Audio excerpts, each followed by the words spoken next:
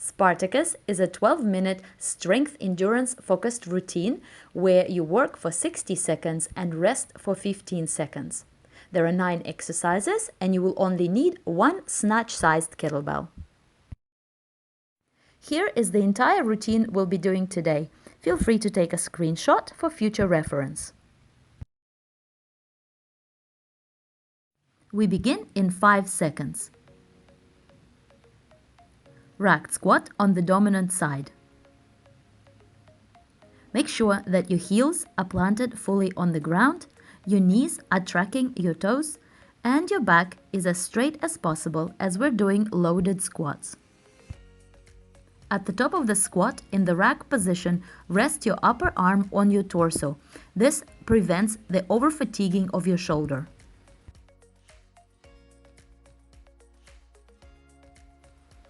Change sides to your dominant arm.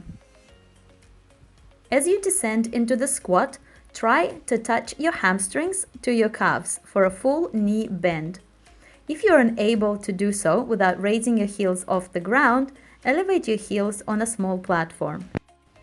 In the rack position, your shoulder should stay down and away from your ear. Avoid shrugging it to prevent neck pain and shoulder destabilization. And we rest for 15 seconds. Our next movement is T push-up. For this, we won't need a kettlebell.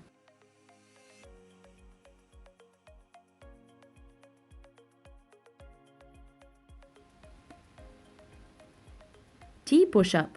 Begin in a high plank position. Perform a push-up, then rotate your body until you are supporting it with one arm, with the opposite arm pointing at the sky. If you can't perform push-ups from the toes with good form, drop down to your knees for the push-up and then come back up to your toes for the side plank. Regardless of the push-up progression that you choose, make sure that your body moves as a straight line, that you keep your elbows tight to your sides, and that your shoulders stay far away from your ears and you avoid shrugging them up.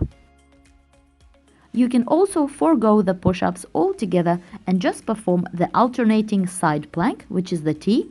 It is a great exercise in its own right. It strengthens your core and stabilizes your shoulders.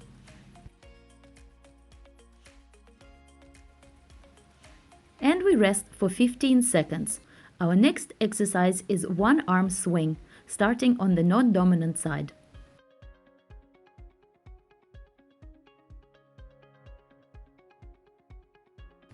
One arm swing is a hip dominant movement, therefore remember to hip hinge rather than squat this movement.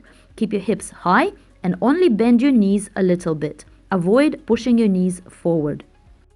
Your kettlebell side shoulder will stay packed down and back into its socket. Remember to attach your arm to your torso before hinging back into the backswing.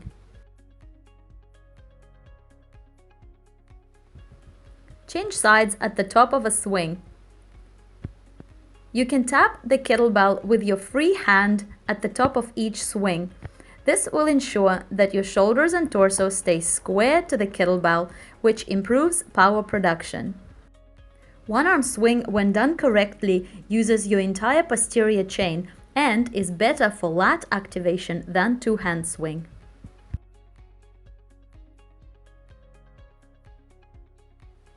Rest for 15 seconds.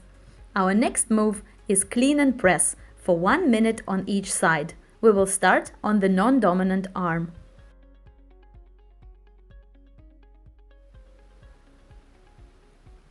Clean and press on the non-dominant side. Clean the kettlebell into the rack, then press it overhead without the use of legs. Straighten your elbow fully in the overhead lockout and pause for 1 second. Likewise, pause in the rack both before the clean and after the clean. Throughout the press, keep your forearm vertical or nearly vertical. This keeps your shoulder both healthy and strong. If it becomes too challenging to complete strict press with good technique, move on to push press, where you use your legs to drive the kettlebell up. Then lower the kettlebell down as normal with control. Your wrist should be straight throughout this movement. Never allow the kettlebell to bend your wrist backwards. We have 5 seconds before switching sides. And now change sides and repeat 1 minute on your dominant side. As you press the kettlebell up, try to keep your torso as straight and vertical as possible by squeezing your glutes and bracing your midsection. Drive your shoulder down into the socket and make a fist with the opposite hand to make your press stronger. 1 minute is a long time, so make sure that you are cleaning efficiently by keeping the kettlebell close to your body, both on the way up and on the way down. If you move on to push press, remember to pause at the top for 1 second and lower the kettlebell into the rack under control. This will increase your pressing strength. Just as in strict press, drive your shoulder down and away from the kettlebell as you push it up. Rest for 15 seconds. Our next exercise is jumping lunge.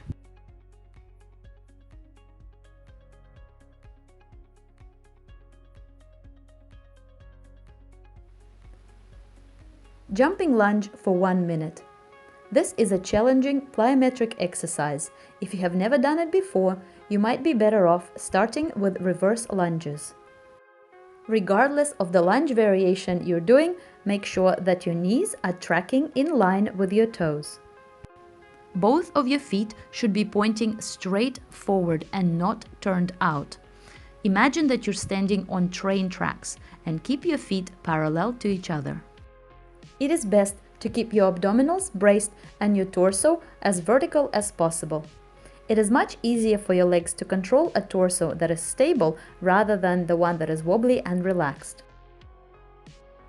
If your technique starts to break down, stop and rest for a few seconds before starting again. Remember that whatever we do in our training, technique is always king.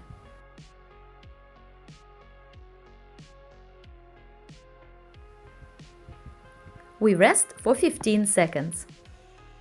Our next move is bent over row on the non-dominant arm for 30 seconds.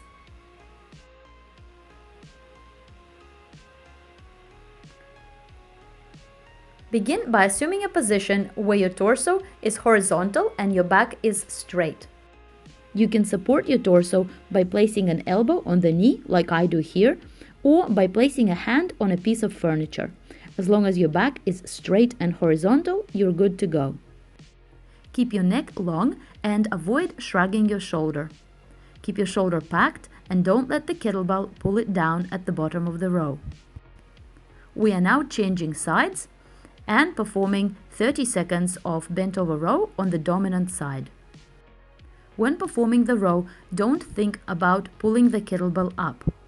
Instead, think about pulling your elbow back and behind you.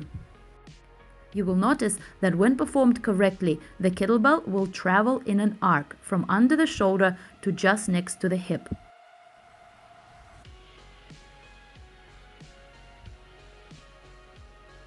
Rest for 15 seconds. Our next move is side lunge touchdown.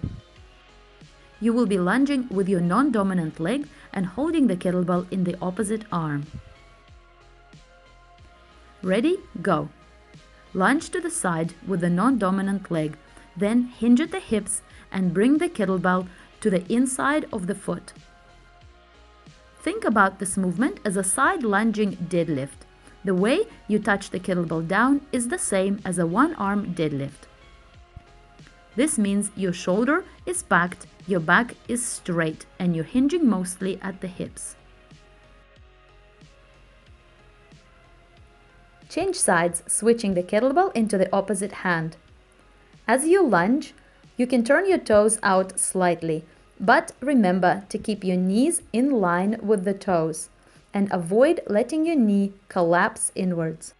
It is best to keep your trailing leg straight, as it improves both the strength in the working leg and the flexibility in your groin. We have just 5 seconds to go. And now we rest for 15 seconds. Our next move is the snatch, and we begin on the non-dominant side. We will perform 30 seconds on each side.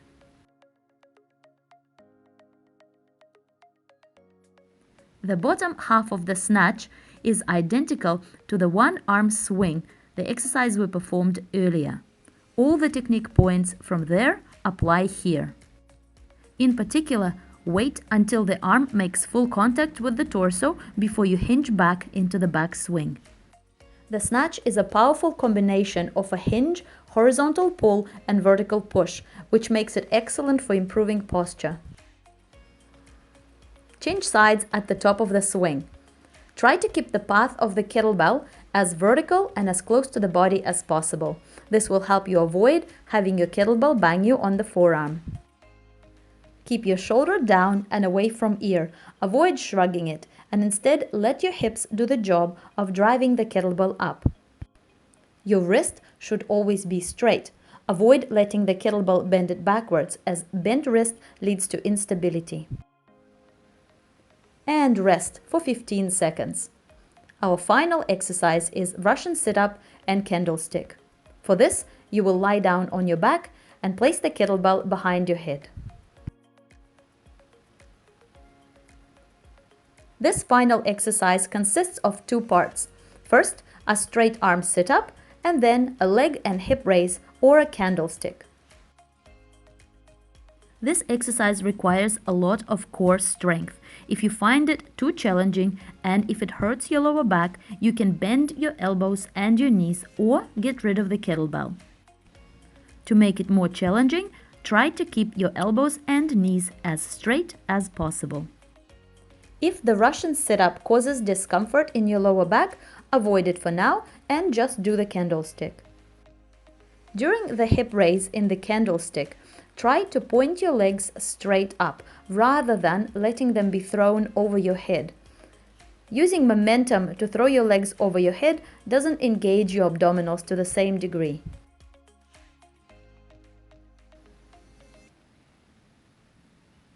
Three, two, 1, and we're finished. Congratulations, you have just completed one round of Spartacus. If you want to have another go, rest for 2 minutes and repeat. All the individual exercise tutorials for this workout are in the description.